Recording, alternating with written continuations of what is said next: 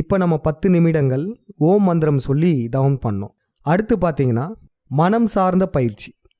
இன்றைக்கி என்ன பண்ணலான்னா, நாம் அனைவரும் நமக்குள்ள ஒரு வாய்ஸ் பேசும். அந்த வாய்ஸை இன்றைக்கி கேட்க போகிறோம். நமக்குள்ள ஒருத்தன் பேசிக்கிட்டே இருப்பான். அவன் பேசுகிறத நம்ம கேட்க போகிறோம். அப்படி கேட்கும்போது என்ன நடக்கும்னா, நமக்குள்ள இன்னொரு வாய்ஸ் பேசுகிறதும் கேட்கும். மொத்தம் 2 பேர் பேசிகிட்டு இருப்பாங்க. நல்லா கவனிச்சிங்கன்னா தெரியும். ஒருத்தன் பார்த்தீங்கன்னா தவறானதையே பேசிகிட்டு இருப்பான். நம்மளை தவறான பாதைக்கு கூட்டிகிட்டு போகிற விதமாக பேசிக்கிட்டு இருப்போம். இப்போ எடுத்துக்காட்டுக்கு இன்றைக்கி ஆசிவக பிரம்மச்சரியம் முதல் நாள். இன்னைக்கு காலையில் எந்திரிக்கும் போது கூட எந்திரிக்க விடாமல் பண்ணியிருப்பான். இன்னும் கொஞ்ச நேரம் தூங்கலாம் அப்படின்ற மாதிரிலாம் அந்த வாய்ஸ் சொல்லும். ஆனால் இன்னொரு வாய்ஸ் பார்த்திங்கன்னா நல்லதையே நமக்கு சொல்லும். இது பண்ணக்கூடாது, இது தப்பு அப்படின்னு நல்ல விதமாகவே சொல்லும். இன்றைக்கி உங்களுக்கான பயிற்சி என்னதுன்னா, உங்களுடைய மனசை கவனிக்கிறீங்க. எப்போ கவனிக்கலாம்? நீங்கள் பணிகளில் இருக்கும்போது, இல்லை காலேஜ் போகும்போது, இல்லை முக்கியமாக நீங்கள் வண்டியில் போகும்போது உங்களுக்குள்ள 2 வாய்ஸ் பேசிகிட்டு இருக்கோம். அதை கேட்குறீங்க. நீங்கள் எதையும் கண்ட்ரோல் பண்ண தேவையில்ல. அந்த 2 வாய்ஸை மட்டும் கேட்குறீங்க. ஒன்று நல்லதையே சொல்லும், இன்னொன்று கெட்டதையே சொல்லும். இந்த நாள் முழுக்க அப்பப்போ நீங்கள் கேளுங்க. கேட்டுட்டு இன்று இரவில் உங்களுடைய நோட்டில் உங்கள் அனுபவத்தை எழுதுங்க. உங்களுக்குள்ளே அந்த 2 வாய்ஸ் எப்படி பேசுச்சு, இந்த நல்ல மனசு கெட்ட மனசு பேசுகிறது உங்களுக்கு கிளியராக கேட்குதா, இதை உங்களுடைய நோட்டில் எழுதுங்க. அதே போல் இப்போ 10 நிமிடங்கள் நம்ம ஓம் சொல்லி தவம் செஞ்சோம். உங்களுக்கு இன்றைக்கி எப்போல்லாம் ஃப்ரீ டைம் கிடைக்குதோ அப்போ கூட நீங்கள் தவம் செய்யலாம். அடுத்து பார்த்தீங்கன்னா இன்றைக்கி காலையிலேயே உங்களுடைய பணிகள், உங்களுடைய டாஸ்க்கை உங்கள் நோட்டில் எழுதுங்க. இன்றைக்கி நீங்கள் என்னெல்லாம் செஞ்சு முடிக்கணும்னு நினைக்கிறீங்க? உங்களுடைய ஆஃபீஸ் ஒர்க்காக இருக்கலாம், இல்லை உங்கள் வீட்டில் உள்ள பணிகளாக இருக்கலாம். எந்த பணியாக இருந்தாலும் சரி, இன்றைக்கி என்னென்னலாம் செஞ்சு முடிக்கணும்னு நினைக்கிறீங்களோ அதை அந்த நோட்டில் எழுதுங்க. இன்றைக்கி நைட்டு நீங்கள் எழுதுனதை செக் பண்ணி பாருங்கள், எவ்வளோ முடிச்சிருக்கீங்கன்றது. இப்போ நம்ம நண்பர் திலக் கோனார் மக்களுக்கு இன்றைய தகவலை சொல்ல இருக்கிறாரு. அவர் இப்போ பேசுவார். அனைவருக்கும் வணக்கம். இன்றையிலிருந்து 7 நாளைக்கு விழிப்புணர்வு தகவல் ஒன்றை பார்ப்போம். இன்றைக்கி பார்க்க போகிற தகவல் என்னென்னா, விபூதியை பற்றி பார்க்க போகிறோம். விபூதிக்கு இன்னொரு பெயர் திருநீர் என்று நம்ம சொல்லுவோம் இல்லைங்களா? இந்த திருநீரை தமிழராகிய நாம் எப்பொழுது நெத்தியில் எடுத்து பூச ஆரம்பித்தோம் அப்படின்னு பார்த்தீங்கன்னா, 10,000 வருடங்களுக்கு முன்பு முருகன் விவசாயம் செய்வதற்காக பனங்காட்டை கொளுத்தி அந்த கொளுத்திய சாம்பலை நெற்றியில் எடுத்து பூசிக்கொண்டார்.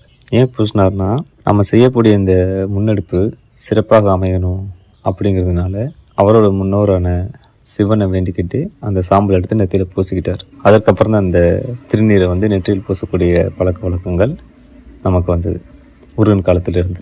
அந்த விபூதிக்கு பெயர் காரணத்தை பார்த்தீங்கன்னா, வி என்றால் புனிதமான என்று அர்த்தம், புனிதம் என்ற அர்த்தம். பூத்த தீ, அது சாம்பல், தீயிலிருந்து பூத்தது. அதாவது விவசாயம் பண்ண போகிறோம் இல்லைங்களா? விவசாயம் ஒரு புனிதமான செயல் தானே. அந்த புனிதமான செயல் செய்வதற்கான உண்டான சாம்பல் தான் விபூதி என்ற பெயர் வைக்கப்பட்டது, விபூதியின் பெயர் வைக்கப்பட்டது. அதே போல தான் திருநீர் என்ற பெயருக்கும். திருநீர் என்ற பெயருக்கு சொல்லவே எப்படின்னா, திரு என்றால் முருகனை குறிக்கும், அக்னி தேவன் என்றால் முருகர் தானே. நீர் என்றால் பூத்த நீர், அதுவும் சாம்பல் தான் குறிக்கும். முருகன் அதை நெற்றியில் பூசி ஆரம்பித்ததுனால முருகனை குறிக்கும் பேர் விதமாகவே திருநீர் என்று பேர் வச்சாச்சு. இந்த திருநீர் நெற்றியில் பூசக்கூடிய அவசியம் என்ன அப்படின்னு பார்த்தீங்கன்னா, இப்போ நம்ம நெற்றியில் திருநீர் பூசினால கேட்பாங்க சில பேர், ஏன் நெற்றியில் திருநீர் பூசுறீங்க அப்படின்னு கேட்டாங்கன்னா, 10,000 வருடங்களுக்கு முன்பு முருகன் விவசாயத்தை தொடங்கிய நாளை குறிக்கிறதுக்காண்டி நாங்கள் திருநீரை பூசுகிறோம் அப்படின்னு சொல்லுவோம். இது ஒரு வரலாற்று தக்க வைக்கக்கூடிய செயல் தான் இல்லைங்களா? ஏன்னா இப்போ சிவனடியார்கள் உடம்பு ஃபுல்லாக சாம்பலை பூசியிருக்காங்க இல்லைங்களா? அது ஏன் பூசியிருக்காங்கன்னா, சிவன் காலத்தில் இரும்பு உருக்காலை சிவன் வச்சுருந்தார். அப்போ இரும்பு உருக்காலையில் வேலை செய்யும்போது அந்த மரக்கறிகள்லாம் அதிகமாக தேவைப்படும் இல்லைங்களா? அப்போ அந்த கறிகள்லேருந்து சாம்பல் அதிகமாக வரும். அப்போ உடம்பு ஃபுல்லாக சாம்பல் ஆகும் இல்லைங்களா? அதனால தான் அவங்க ஒரு உடம்பு ஃபுல்லாக சாம்பலை பூசிக்கிட்டாங்க.